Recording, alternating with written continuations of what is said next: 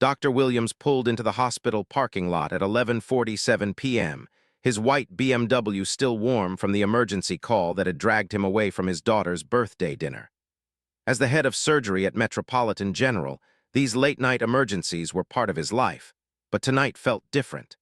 Tonight, he couldn't shake the feeling that something was waiting for him beyond the operating room. The October wind cut through his jacket as he hurried toward the emergency room entrance. The automatic doors slid open with their familiar whoosh, and he was immediately hit by the antiseptic smell that had become as familiar as his own cologne. The ER was unusually quiet for a Friday night, with only a few people scattered across the waiting room chairs. That's when he saw her. A young black woman sat on a bench just outside the main entrance, her shoulders shaking with quiet sobs. She wore the uniform of Riley's Diner, the 24-hour restaurant across the street that had been serving hospital staff for over 20 years. Her name tag read, and her hands clutched a crumpled tissue as tears streamed down her cheeks. Paused, his medical instincts kicking in. In his 15 years as a surgeon, he'd learned to read people quickly. This wasn't the crying of someone who'd lost a loved one, nor was it the hysteria of trauma.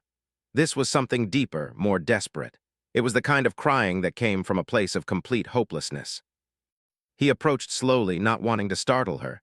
"Excuse me, are you all right?" Looked up, her eyes red and swollen. She quickly wiped her face, embarrassed to be seen in such a state. "I'm sorry, doctor. I know I shouldn't be sitting here. I was just about to leave." "No, please don't apologize," said, sitting down beside her on the bench. "I'm Dr. Williams. I work here. Are you hurt? Do you need medical attention?" She shook her head quickly. "No, sir, nothing like that. I'm fine, really." But could see she was anything but fine. He developed a keen sense for reading people in crisis, and this young woman was drowning in something far worse than physical pain. "Would you like to talk about it? Sometimes it helps to tell someone." Hesitated, looking at this well-dressed doctor who had taken time to sit with her. In her 26 years, she'd learned to be suspicious of kindness from strangers, especially from people who looked like they belonged to a different world than hers.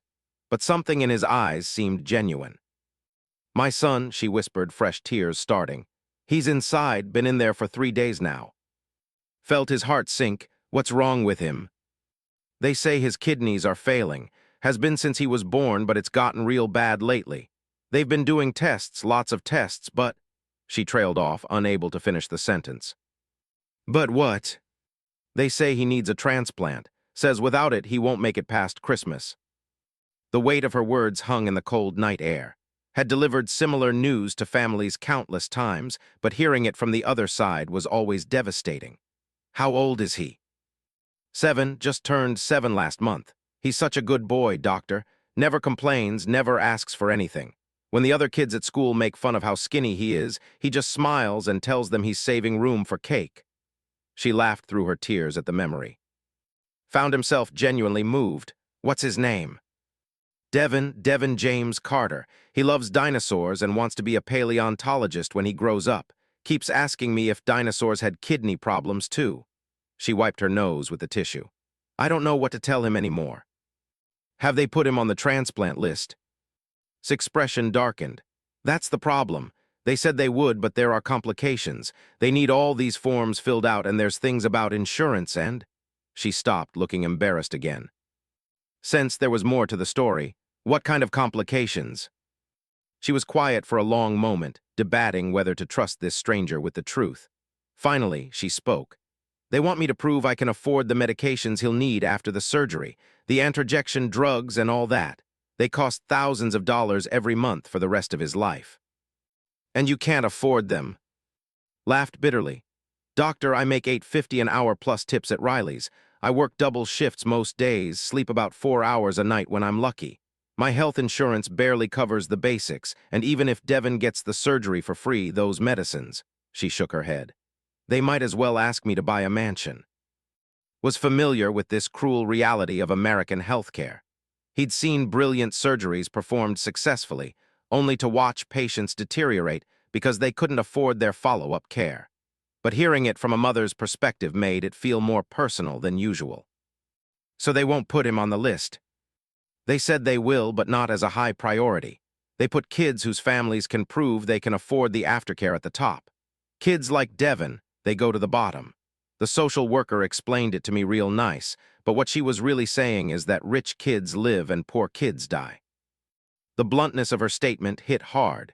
He'd always known the system was unfair, but he'd managed to insulate himself from the worst of it by focusing on the surgery itself, not the politics around it.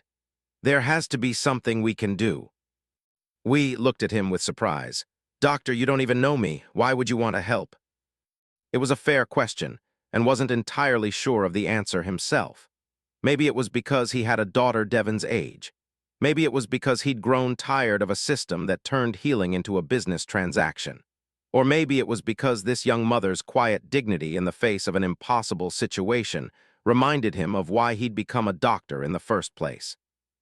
Because I took an oath to do no harm, he said simply, and sometimes that means doing more than just performing surgery. Stared at him, trying to determine if he was serious. You'd really try to help us. Let me ask around, see what options might be available. What room is Devon in? Pediatric ICU, room 314. But doctor, I should tell you something else. Something that might change your mind about helping. Waited, sensing this was the real reason she'd been crying outside, instead of inside with her son. Devon's father is white, real white, like his family has money and connections and all that. But when they found out I was pregnant, they made it real clear that Devon and me weren't welcome in their world. Haven't seen him since Devon was 2. She paused, gathering courage to continue. Today, Devon's father showed up. Apparently his family found out about Devon being sick. They're offering to pay for everything, the surgery, the medicines, all of it. But there's a condition. Felt a chill that had nothing to do with the October wind. What kind of condition? They want custody, full custody. They say they can give Devon the best medical care, the best schools, the best everything. And they're right. They can give him things I never could. Her voice broke again. The lawyer they brought says if I really love my son, I'll do what's best for him. The pieces were starting to fall into place. This wasn't just about money or insurance. This was about a mother being forced to choose between her son's life and her son's love. What did you tell them? I told them I needed time to think. They gave me until Monday morning to decide. She looked up with desperate eyes. What kind of mother does that make me? My baby could die, and I'm out here crying instead of signing papers that could save his life. Felt anger building in his chest, but at a system that could put a mother in such an impossible position. You're not a bad mother. You're a mother who loves her child enough to want what's truly best for him, not just what looks best on paper. But what if what's best for him is letting him go? What if I'm being selfish wanting to keep him with me? Before could answer, a young nurse appeared at the entrance. Mrs. Carter, we've been looking for you. Devon's asking for you. Immediately stood up, wiping her face. Is he okay? He's fine, just couldn't sleep. He said he was worried about you. Watched as this young mother transformed from a broken woman into a pillar of strength in seconds. I should go to him, she said too. Thank you for listening, doctor. Most people wouldn't have taken the time. Wait, called as she started toward the entrance. I meant what I said about helping. Give me your number. I'll call you tomorrow after I've had a chance to look into some things. Hesitated again. Doctor, I appreciate the kindness, but I don't want to get my hopes up. We've been disappointed before. I understand, but sometimes hope is all we have to work with. He pulled out his phone. Please, what's the worst that could happen? She gave him her number, then disappeared through the automatic doors. Sat on the bench for a few more minutes, thinking about what he'd just learned. In his world of precise surgical procedures and calculated risks, this felt messier, more complicated. But something about story had touched a nerve he'd forgotten he had. He pulled out his phone and scrolled through his contacts until he found the name he was looking for. Dr. Reeves, head of pediatric nephrology and one of his oldest friends from medical school. If anyone could help him understand Devon's situation, it would be. The phone rang 3 times before her sleepy voice answered. Do you have any idea what time it is? Pat, I need a favor. It's important. Something in his tone must have conveyed the urgency because her voice became more alert. What's going on? There's a 7-year-old boy in pediatric ICU, room 314. Devon Carter, kidney failure. Can you tell me about his case? There was a pause. You know I can't discuss patient information with you unless you're consulting on the case. Then put me on the case. What? You're a heart surgeon. What possible reason would you have for consulting on a kidney case? Realized he didn't have a good answer for that question, at least not one that would make sense to. Let's just say I have a personal interest in seeing this kid get the best care possible. Another pause, longer this time. What aren't you telling me? I met his mother tonight. She's in an impossible situation, Pat. The kid needs a transplant, but there are complications, financial complications, and family complications. Ah's tone suggested she understood more than had said. You know, in 15 years of friendship, I've never known you to get personally involved with patients' families. There's a first time for everything. Yes, there is. She was quiet for a moment, thinking. I'll tell you what, meet me in my office tomorrow morning at 7. I'll pull Devon's file and we can go over his case together. But, yeah, be careful. These situations can get complicated fast, and you're not exactly known for handling complications well outside the operating room. Knew she was right. His personal life was evidence enough of that one failed marriage, a strained relationship with his teenage daughter, and a tendency to throw himself into work rather than deal with emotional complexity. But something about tonight felt different. Thanks, Pat, I owe you one. You owe me several, but who's counting? After hanging up, finally went inside to handle the emergency that had originally brought him to the hospital. It was a routine procedure, an elderly man with chest pains that turned out to be anxiety rather than cardiac issues.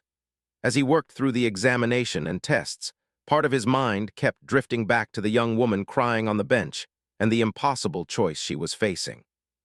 By the time he finished his work, it was nearly 3 a.m. The hospital had grown quiet, with only the essential overnight staff moving through the halls. As he walked past the pediatric ICU on his way to the parking garage, he found himself slowing down near room 314. Through the glass window, he could see asleep in a chair beside a small hospital bed. Even from the hallway, he could see how young and fragile the boy looked, connected to various machines that monitored his failing organs. Devon was awake, staring at the ceiling with the kind of thoughtful expression that seemed too mature for a 7-year-old. Stood there for several minutes, watching this small family fighting a battle they shouldn't have to fight alone. Tomorrow, he would start making calls, pulling in favors, and looking for solutions. Tonight, he just wanted to remember why he'd become a doctor in the first place. As he finally turned to leave, Devon's head turned toward the window. Their eyes met for just a moment across the glass, and the boy offered a small wave. Waved back, then continued down the hallway with a renewed sense of purpose. He had no idea how he was going to help them, but he knew he had to try. Some problems were too big to ignore, and some people were too important to abandon. Tomorrow, he would begin the process of discovering just how far he was willing to go to save a child he'd never met and help a mother who'd already given everything she had. The parking garage was nearly empty as walked to his car. The city stretched out before him, full of people facing their own impossible choices. But tonight, he was focused on just one family, one story, one chance to make a difference in a system that too often forgot its purpose. As he drove home through the quiet streets, began to understand that this was about more than just medicine. This was about justice, dignity, and the kind of person he wanted to be when faced with someone else's crisis. The crying waitress outside the ER had revealed something to him that he hadn't expected, a reminder that healing sometimes happened outside the operating room, in the simple act of refusing to walk away when someone needed help. The sun would be up in a few hours, and with it would come new challenges, difficult conversations, and the beginning of what he suspected would be a complicated journey. But for the first time in years, felt like he was about to embark on something that mattered beyond his surgical statistics and professional reputation. Arrived at the hospital Saturday morning carrying 2 cups of coffee and a bag of pastries from Riley's diner. He'd stopped by the restaurant on his way in, partly to get breakfast and partly to learn more about from her. What he'd discovered had only strengthened his resolve to help. According to the older waitress who'd been working at Riley's for 12 years, was one of the hardest working people she'd ever met. That girl works 60 hours a week and never complains, had told him while boxing up the pastries. Takes every extra shift we can give her and still finds time to volunteer at her son's school. Never seen anything like it. Dr. Reeves was already in her office when knocked, surrounded by medical files and patient charts. She looked up with tired eyes that suggested she'd been there for hours already. You know, when you called me last night, I couldn't get back to sleep, she said, gesturing for him to sit down. So I came in early and pulled Devin Carter's complete file. What I found is both better and worse than I expected. Set down the coffee and pastries, then settled into the chair across from her desk. Tell me the good news first. The good news is that Devin is an excellent candidate for transplantation. His kidney function has deteriorated to about 15%, which puts him in immediate need, but his overall health is remarkably good considering his condition. His mother has clearly been managing his care exceptionally well. And the bad news. Leaned back in her chair, choosing her words carefully. The bad news is political and financial, which makes it harder to solve than medical problems. Devin's insurance is through the state Medicaid program, which covers the transplant surgery itself but provides limited coverage for post-transplant medications. We're talking about immunosuppressive drugs that cost between $4,000 and $8,000 per month for life. Did the mental math quickly. So we're looking at roughly $60,000 to $100,000 per year in medication costs alone. Exactly, and here's where it gets complicated. The transplant committee has to consider not just medical suitability, but also the likelihood of long-term success. If we can't guarantee that a patient will be able to afford their anti-rejection medications, it raises serious questions about whether the transplant will ultimately be successful. You mean they'll let a child die because his family can't afford the follow-up care? His expression grew pained. It's not that simple. We have more children who need kidneys than we have kidneys available. Every organ that goes to one child is an organ that doesn't go to another child. The committee has to make impossible decisions about who has the best chance of long-term survival. Felt his frustration building. So rich kids live and poor kids die, that's the system we're defending. I'm not defending it, I'm explaining it. There's a difference. Pulled out another file. But here's where it gets even more complicated. Yesterday afternoon, Devin's biological father showed up with a team of lawyers and a very interesting proposition.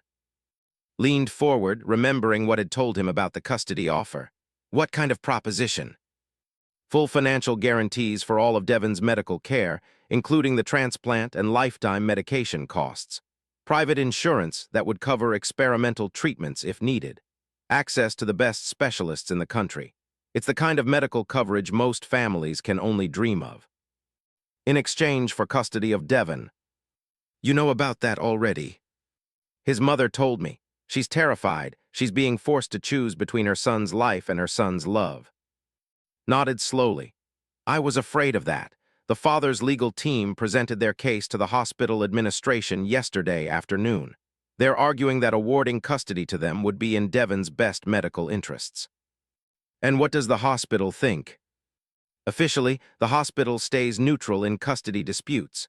Unofficially, there's pressure to support whatever arrangement gives Devin the best chance of survival. And from a purely medical standpoint, the father's offer does provide better guarantees for long-term care. Stood up and began packing around the small office. There has to be another way. What about charitable programs, medical foundations, something? I've been researching that all morning, said, pulling out a stack of papers. There are some options, but they're all long-term solutions.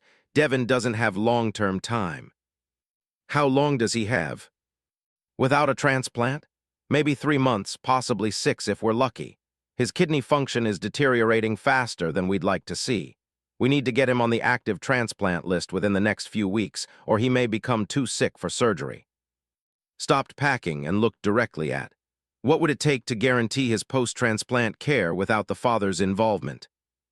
Honestly, about $2 million in a medical trust fund or insurance coverage equivalent to what the father is offering.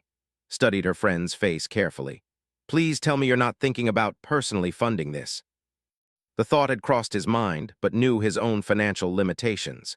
He lived comfortably on his surgeon's salary, but $2 million was far beyond his means. I'm thinking about finding another way. There have to be options we haven't considered yet. Such as... Before could answer, his phone buzzed with a text message. It was from Devin asking for the nice doctor from last night. Said you promised to help. Room 314 if you have time. Showed the message. I need to go see them. Will you come with me? I want Devin to meet the doctor who's going to be in charge of his transplant. Hesitated. I'm not sure it's wise for me to get personally involved at this stage. If this becomes a custody battle, I need to maintain professional objectivity. I'm not asking you to take sides. I'm asking you to meet a 7-year-old boy who loves dinosaurs and dreams of being a paleontologist. After that, you can make your own decisions about how involved you want to get. Looked at her friend for a long moment, recognizing the determined expression she'd seen throughout medical school whenever had decided to take on a seemingly impossible challenge. Fine, but we're going as medical professionals, not as advocates for either side. Agreed. They walked through the hospital corridors toward the pediatric ICU, passing the usual Saturday morning bustle of visitors, staff, and families. As they approached room 314, could hear laughter coming from inside, which seemed incongruous given the circumstances. Through the window, they could see sitting on the bed beside Devon, who was awake and animated despite being connected to dialysis equipment. She was reading to him from a book about dinosaurs, doing different voices for each dinosaur that made the boy giggle with delight. Knocked softly on the door frame, and both mother and son looked up with smiles that seemed far too bright for their current situation. "Doctor," Devon called out, his face lighting up. "Mom said you might come see me." "I promised I would," said, entering the room with behind him. "Devon, I'd like you to meet Dr. Reeves. She's a kidney doctor and she's been taking care of you." Devon studied with the serious expression of a child trying to determine if a new adult could be trusted. "Are you going to fix my kidneys?" Smiled despite herself. "Well, Devon, your kidneys are pretty sick right now, but we're going to work very hard to get you a new kidney that will work much better. Like getting a new part for a broken toy." "Exactly like that. Except this new part will help you feel much better and give you lots more energy to do the things you love." Devon's expression grew thoughtful. "Mom says the new kidney might cost a lot of money. Is that why everyone keeps having serious conversations outside my room?" The directness of the question caught both doctors off guard, looked embarrassed. "Devon, honey, you don't need to worry about that. The grown-ups will figure it out." "But I do worry about it," Devon said with the matter-of-fact tone of a child who'd been dealing with adult problems for too long. "I hear the nurses talking. I know that some kids get new kidneys fast and some kids have to wait a really long time. I want to know which kind I am." Found himself impressed by the boy's maturity and directness. "Devon, what kind do you want to be?" "I want to be the kind that gets better and goes home with my mom and goes back to school and maybe gets to see real dinosaur bones someday." He paused, looking between the two doctors. "Is that the kind I can be?" Felt something shift inside her chest as she looked at this articulate, brave child who was facing circumstances no 7-year-old should have to face. "I think that's exactly the kind you should be, Devon." "Good, then that's settled." Devon turned back to his mother. "Mom, can we finish the story about the T-Rex? Dr. Reeves might want to hear it too." As continued reading and exchanged glances, both of them were thinking the same thing. This wasn't just a medical case anymore. This was a family worth fighting for. After spending an hour with Devon, and the two doctors walked back towards office in contemplative silence, finally spoke. "That boy is remarkable, and his mother is doing an incredible job under impossible circumstances.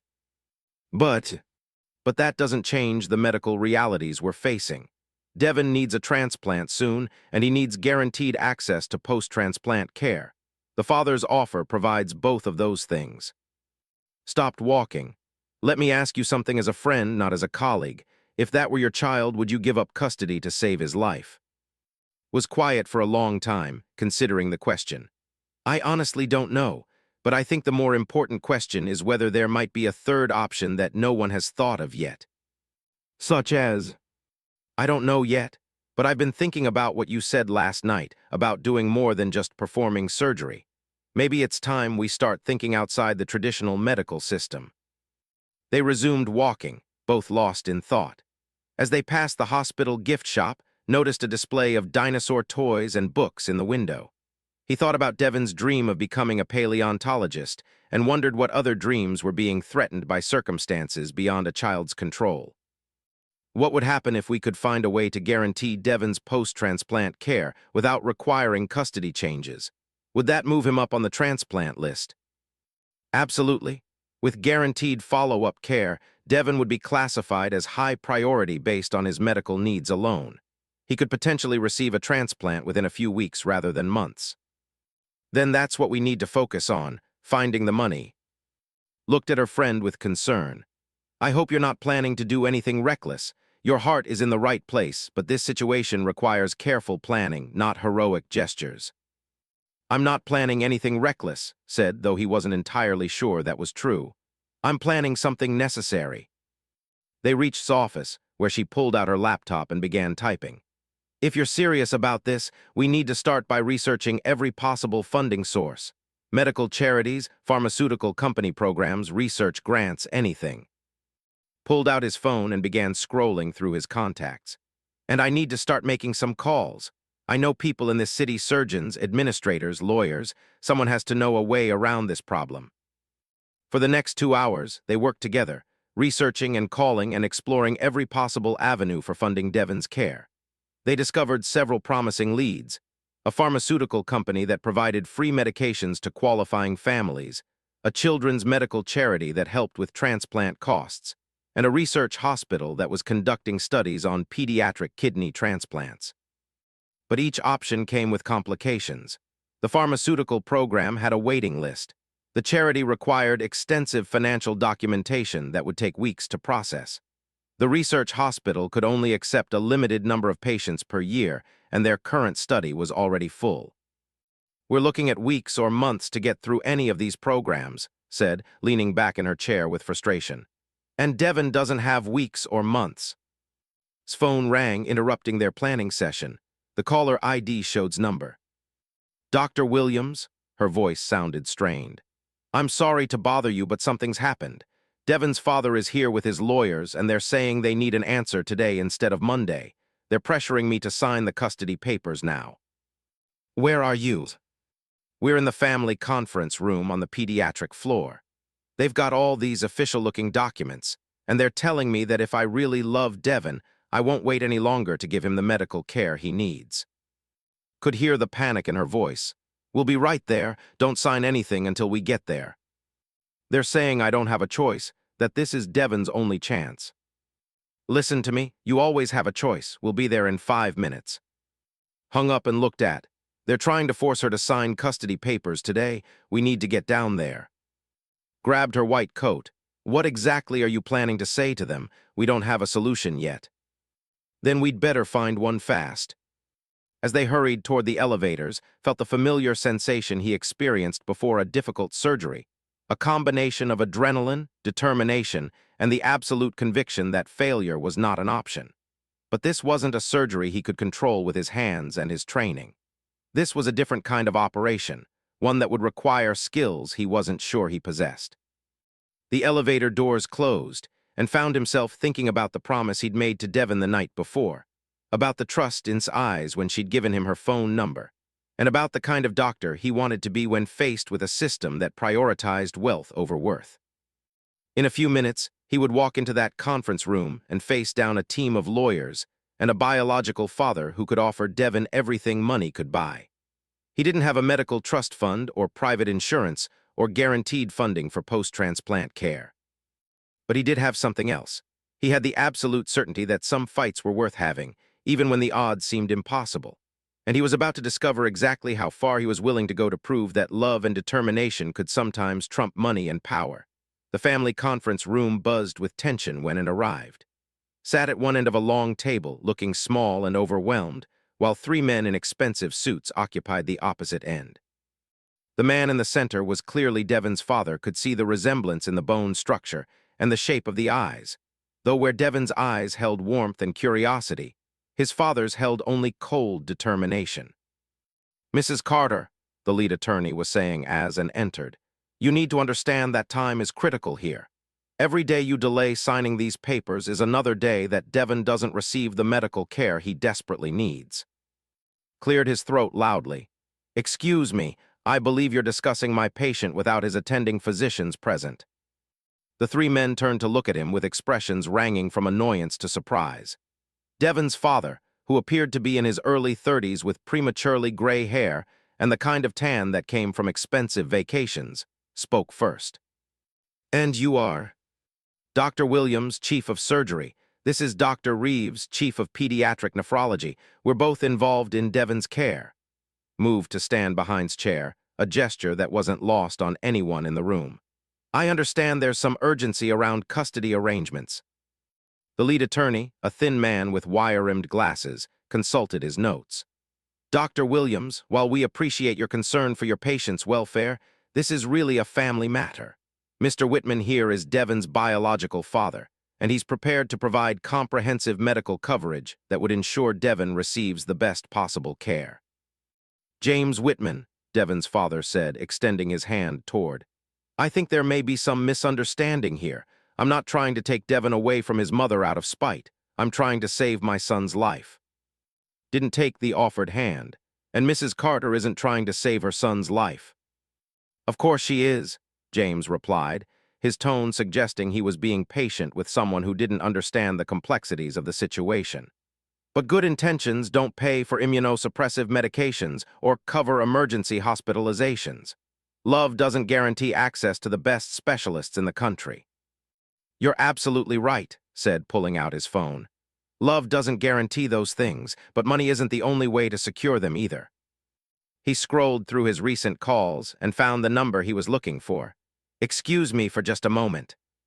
Stepped into the hallway and dialed Dr. Robert, Chief Administrator of Metropolitan General and an old friend from his residency days. The phone rang twice before Bob's familiar voice answered. Calling in more middle-of-the-night favors. Bob, I need to ask you something important, and I need you to answer as both an administrator and a friend. If I could guarantee funding for a pediatric kidney transplant and all post-operative care, could we move a patient to high-priority status on the transplant list?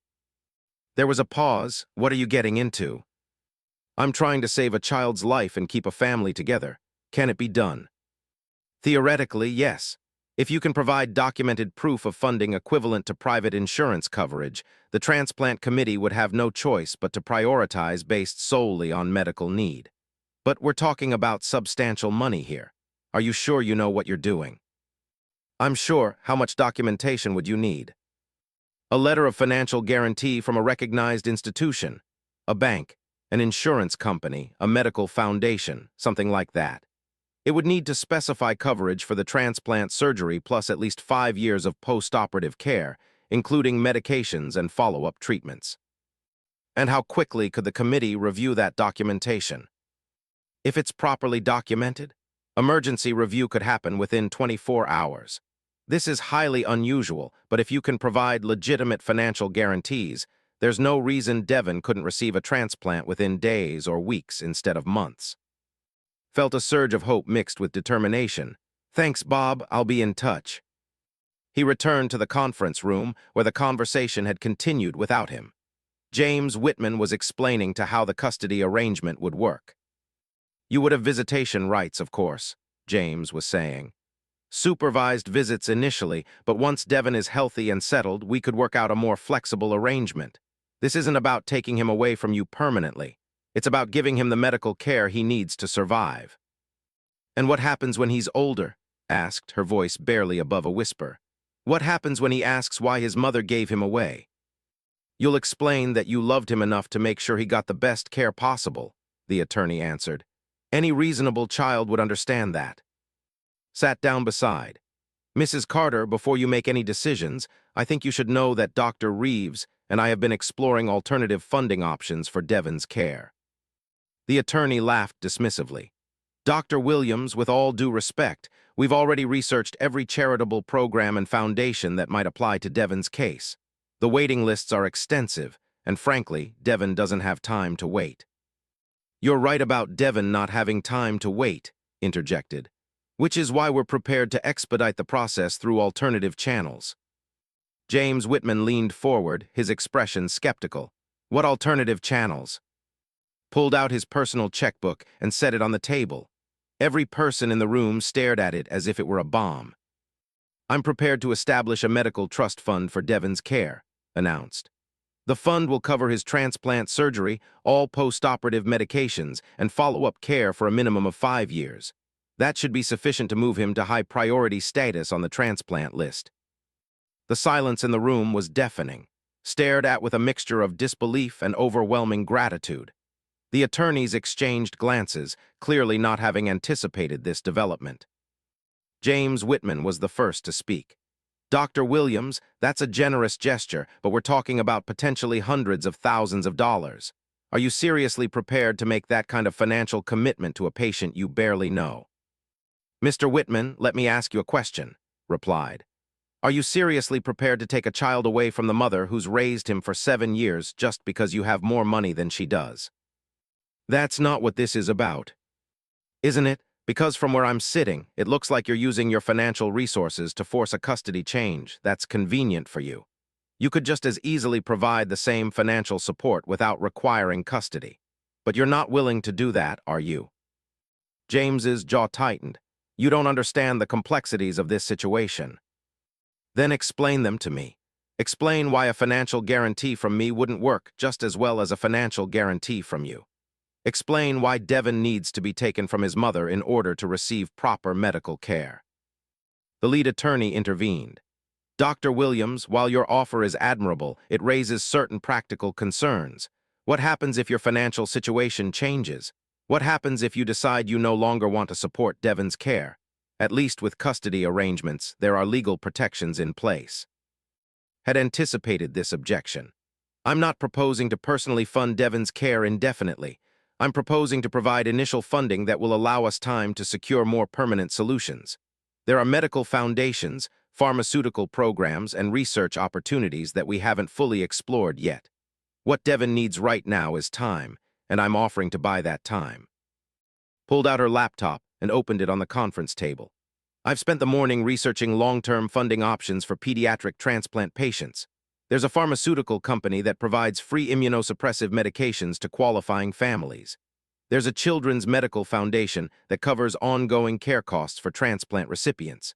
And there's a research hospital that's conducting studies on pediatric kidney transplants that could provide comprehensive care at no cost." "But none of those are available immediately," the attorney pointed out. "No, they're not," agreed. "But they could be available within 3 to 6 months if we have time to properly apply and qualify for them. Dr. Williams' financial guarantee would provide that time." Who had been listening to this exchange with growing amazement, finally found her voice. "Dr. Williams, I can't let you do this. I can't let you spend your money on my son." Turned to face her directly. "Mrs. Carter, let me tell you why I can and why I will. Yesterday, I was driving home from the hospital when I realized I couldn't remember the last time I'd used my medical training to actually help someone rather than just perform procedures. I became a doctor to heal people, but somewhere along the way, I'd forgotten that healing sometimes happens outside the operating room." He paused, looking around the room at all the faces watching him. "Your son reminded me of something important last night. He reminded me that being a doctor means fighting for patients, not just treating them.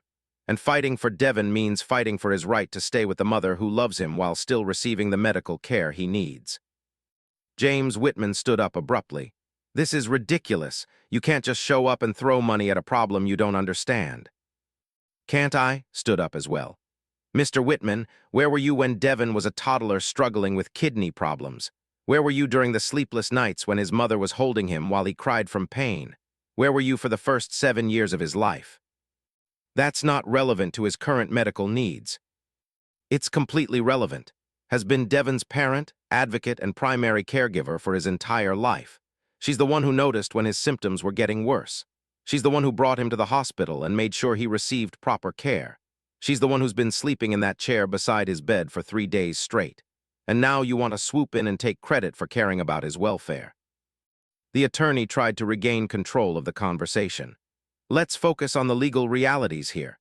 Mr. Whitman is Devin's biological father, and he has certain legal rights." "Legal rights that he chose not to exercise for 7 years," interrupted. "Legal rights that he only discovered when Devin became seriously ill." Pulled out his phone again. "I'm calling the hospital's legal department to find out exactly what documentation is needed to establish a medical trust fund for Devin's care. Mrs. Carter, are you willing to give us 48 hours to make this happen before you consider any other options?" Looked at him with tears streaming down her face. "Dr. Williams, why are you doing this for us?" Because sometimes the right thing to do is also the hardest thing to do. And because a 7-year-old boy who dreams of becoming a paleontologist shouldn't have to choose between his health and his family. Dialed the number for the hospital's legal department, putting the call on speaker phone. After 2 rings, a familiar voice answered. Legal department, this is Sandra. Sandra, this is Dr. Williams. I need to establish a medical trust fund for a pediatric patient. What documentation do I need to provide? Dr. Williams, this is unusual. Is this for a current patient? Yes, 7-year-old kidney failure patient who needs transplant surgery and post-operative care funding. I need to know what documentation would satisfy the transplant committee for financial guarantees. There was a pause while Sandra consulted her files. You would need a certified letter from your bank guaranteeing funds sufficient to cover estimated costs, plus a notarized trust agreement specifying how funds would be dispersed for medical expenses. The total amount would need to meet or exceed the hospital's estimates for comprehensive transplant care. And how quickly could that documentation be processed? If you can provide all required documentation by Monday morning, it could be reviewed by the transplant committee Monday afternoon. Assuming everything is in order, the patient could be reclassified to high-priority status immediately. Looked around the room at the stunned faces watching him. Sandra, I'll have all required documentation to you by Monday morning. Dr. Williams, are you sure you understand the financial implications of what you're proposing? I'm sure I understand the moral implications of not proposing it. After hanging up, turned back to the group. Mr. Whitman, you and your attorneys are welcome to wait until Monday afternoon to see if our arrangement works. If for some reason we can't secure the proper documentation or funding, then Mrs. Carter can reconsider your offer. But I'm confident we can make this work. James Whitman gathered his papers with obvious frustration. This is a temporary solution at best. What happens when your money runs out? What happens when Devon needs specialized care that your trust fund can't cover? Then we'll find another solution, answered. But at least we'll find it together as a family unit rather than as the result of financial coercion. The attorney made one final attempt. Mrs. Carter, I strongly advise you to consider the long-term implications of this decision. Dr. Williams' offer, while generous, doesn't provide the same level of security and comprehensive care that Mr. Whitman is prepared to guarantee. Looked at her son's father for the first time since the meeting had begun. James, answer me one question honestly. If you could provide the same medical coverage for Devon without taking custody, would you be willing to do that? James was quiet for a long moment, clearly uncomfortable with the directness of the question. This isn't about taking Devon away from you. This is about ensuring he gets the best possible care. That's not what I asked. I asked if you'd be willing to provide the medical coverage without requiring custody. Another long silence. Finally, James replied, the custody arrangement provides legal protections and ensures that medical decisions can be made quickly without complications. So the answer is no. You're not willing to help your son unless you get something in return.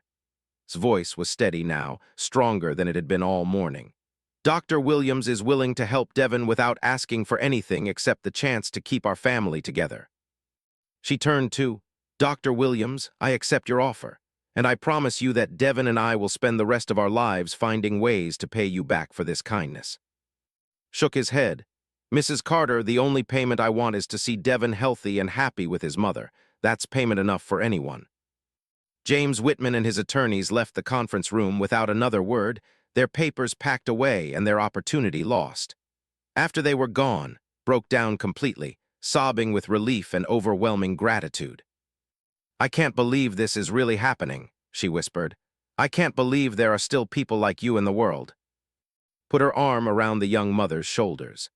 Dr. Williams and I are going to spend the weekend putting together the strongest possible funding package for Devon's care. By Monday afternoon, he should be at the top of the transplant list. And after the transplant? Asked. Sat back down beside her. After the transplant, we'll work together to secure permanent funding solutions. The pharmaceutical programs, the charitable foundations, the research opportunities, we'll pursue all of them until we find something that works long-term. You're not going to face this alone anymore. Over the next 48 hours, worked harder than he'd ever worked outside of an operating room. He met with his banker on Saturday afternoon, liquidating investment accounts and restructuring his finances to establish the required trust fund. He spent Sunday morning with calculating precise cost estimates for Devon's care and preparing detailed documentation for the transplant committee. Sunday evening, he visited Devon's room to check on the boy's condition.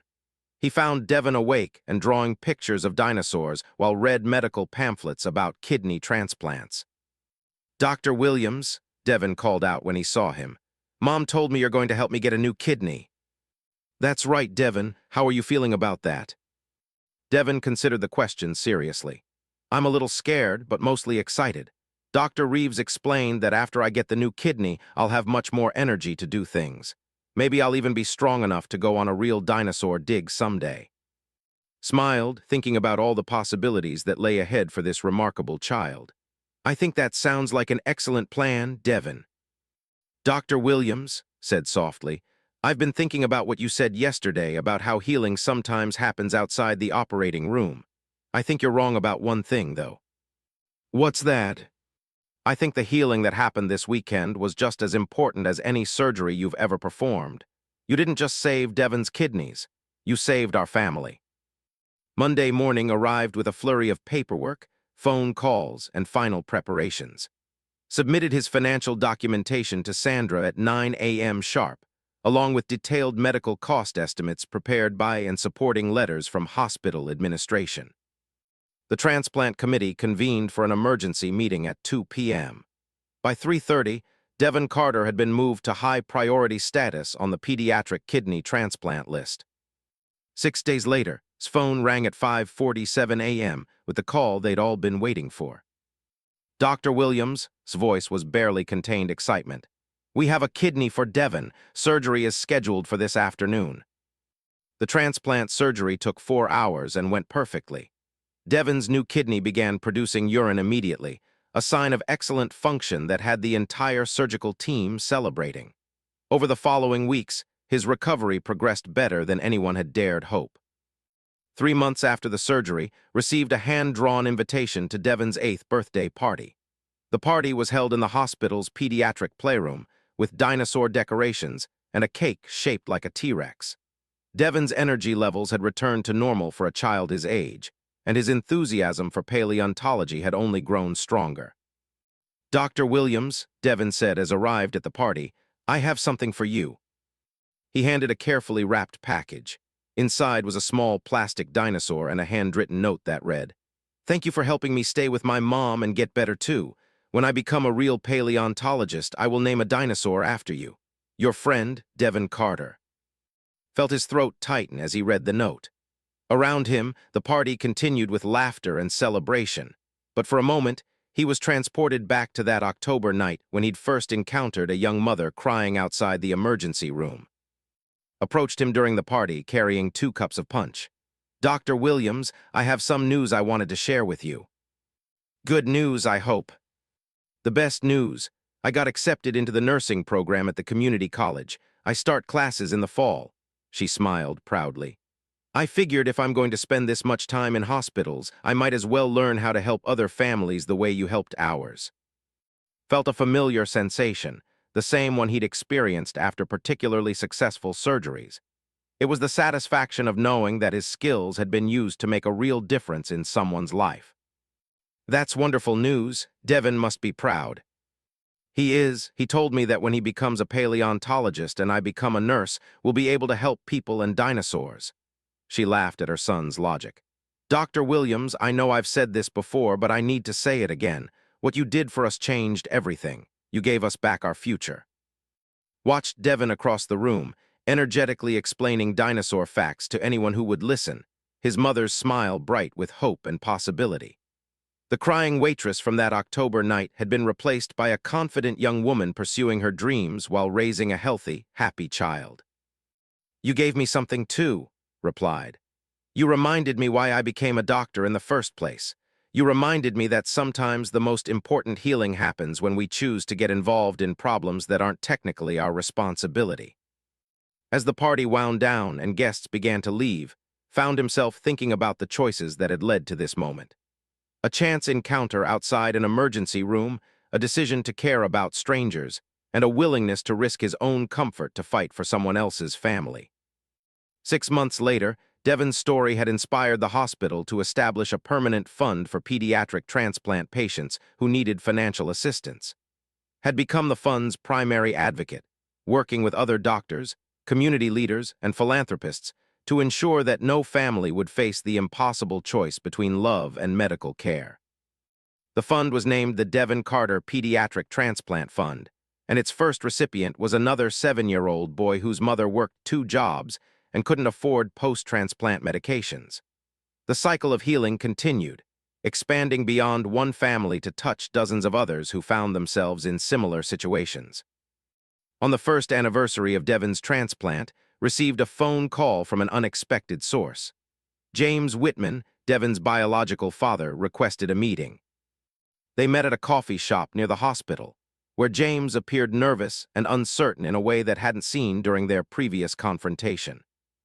"Dr. Williams, I want to thank you for what you did for Devon," James began awkwardly. "I also want to apologize for the way I handled the situation. I was scared and thought money was the only solution." Studied the man across from him, nodding the genuine remorse in his expression. "Mr. Whitman, what's important is that Devon got the care he needed and stayed with his mother. Everything else is in the past. I'd like to contribute to the fund you established, Devon's Fund. I think it's important that other families have the same opportunities we were able to create for him." Was surprised by the offer but not entirely shocked. Sometimes crisis had a way of clarifying people's true priorities. "That would be meaningful, Mr. Whitman, but more than that, Devon might appreciate having his father be part of his life in a positive way. Said the same thing when I called her last week. We've been talking about visitation arrangements that work for everyone, especially Devon." As they shook hands outside the coffee shop, reflected on how many lives had been touched by that October night when he'd chosen to sit beside a crying waitress outside the emergency room. Devon was healthy and thriving, was pursuing her nursing degree. The hospital had established a fund that helped dozens of families, and even James had found a way to be part of his son's life without destroying the family that had raised him. Sometimes the most important surgeries weren't performed with scalpels and sutures. Sometimes they were performed with compassion, determination, and the simple decision to get involved when someone else's crisis demanded more than professional detachment. Returned to work that afternoon with a renewed sense of purpose. There would be more emergency calls, more late-night surgeries, and more families facing impossible choices. But he would face them with the knowledge that healing could happen anywhere, anytime someone chose to care enough to make a difference. The crying waitress had revealed more than her own desperate situation that October night. She had revealed the doctor was capable of becoming when he combined his medical skills with his human compassion. And that revelation had changed everything for both of them. The elevator reached the pediatric floor and straightened his shoulders as the doors opened. It was time to perform the most important operation of his career, and the operating room was a conference room where a young mother was being forced to choose between her son's life and her son's love. Devon Carter was going to live, and his mother was going to keep him. Didn't know how he would make that happen, but he knew he would find a way. Sometimes the most important surgeries happened outside the operating room, in the delicate work of repairing a broken system one family at a time.